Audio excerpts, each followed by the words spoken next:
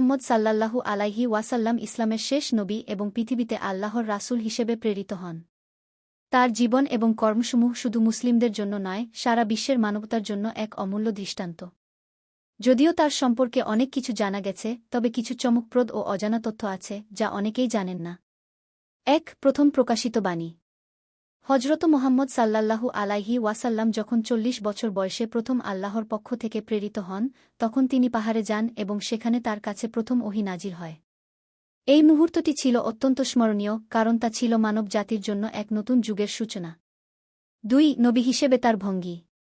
হজরত মুহাম্মদ সাল্লাল্লাহু আলাইহি ওয়াসাল্লাম ছিলেন অত্যন্ত নম্র এবং সহানুভূতিশীল। তার আচরণ ছিল দয়ালু এবং একেবারে সাধারণ মানুষের মতো, যদিও তিনি ছিলেন সর্বশ্রেষ্ঠ নেতা। তিনি কখনও কারও প্রতি কঠোর আচরণ করতেন না, বরং সবসময় ধৈর্য ও নম্রতা প্রদর্শন করতেন। গতি এবং দৃষ্টির প্রজ্ঞা। হজরত মুহাম্মদ সাল্লাল্লাহু আলাইহি ওয়াসাল্লাম শুধুমাত্র একজন ধর্মীয় নেতা ছিলেন না, তিনি ছিলেন অত্যন্ত বুদ্ধিমত্তা সম্পন্ন একজন রাজনীতিবিদ এবং কৌশলী নেতা। তিনি তার সময়ের বিভিন্ন সামাজিক ও রাজনৈতিক সমস্যা সমাধানে অসাধারণ দক্ষতা দেখিয়েছিলেন।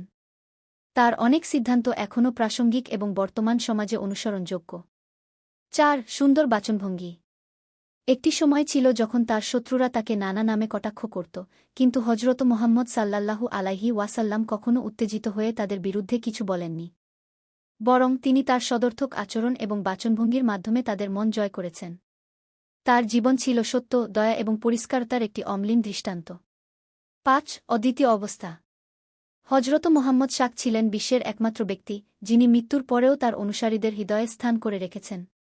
তার উক্তি এবং আচরণ এখনও কোটি কোটি মানুষের জীবনে প্রভাবিত করে চলেছে।